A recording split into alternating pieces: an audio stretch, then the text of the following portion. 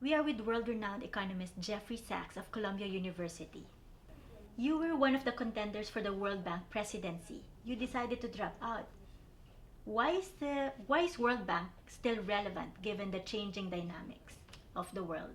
Well, I wanted to be World Bank president, and I did get a lot of support around the world. I talked to a lot of world leaders, and I was very, very gratified all over the world, in Asia, in Africa, in Latin America, in Europe.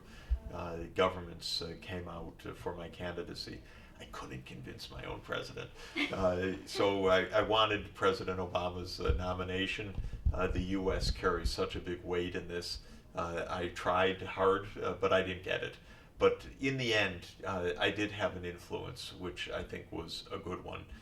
And that was that I said, don't let it be the usual way that it goes to a banker or to a politician or to a military type that is some kind of a political U.S. appointment, but not a development specialist. And that they heard. I wish they had picked me, but they picked a wonderful person, somebody whom I know very, very well, Dr. Jim Kim. He was my colleague for a long time at Harvard University while I was there. Now I'm at Columbia University.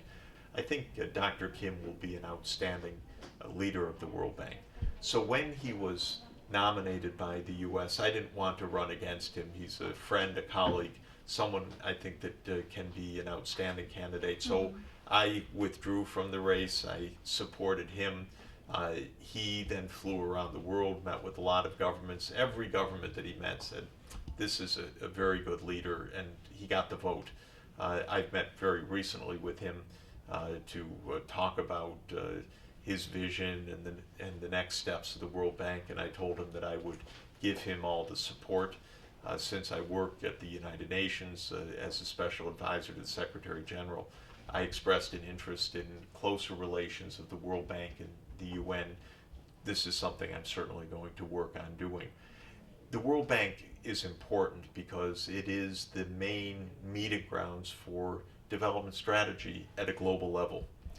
And it's not crucial so much for the money per se.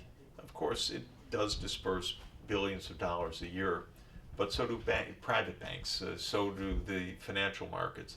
The World Bank is important mainly for the ideas that it promotes and for the ability to convene governments, international agencies, civil society, and industry to address problems.